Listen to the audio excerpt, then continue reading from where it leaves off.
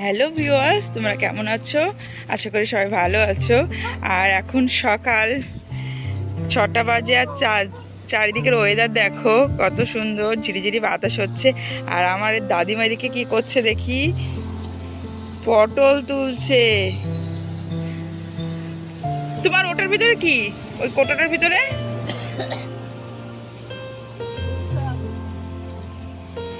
এই যে আমাদের বাড়িতে পটল গাছ লাগানো হয়েছে। এই যে পটলের ফুল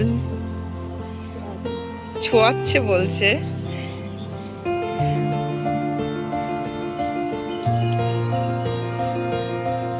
এই যে সকাল সকাল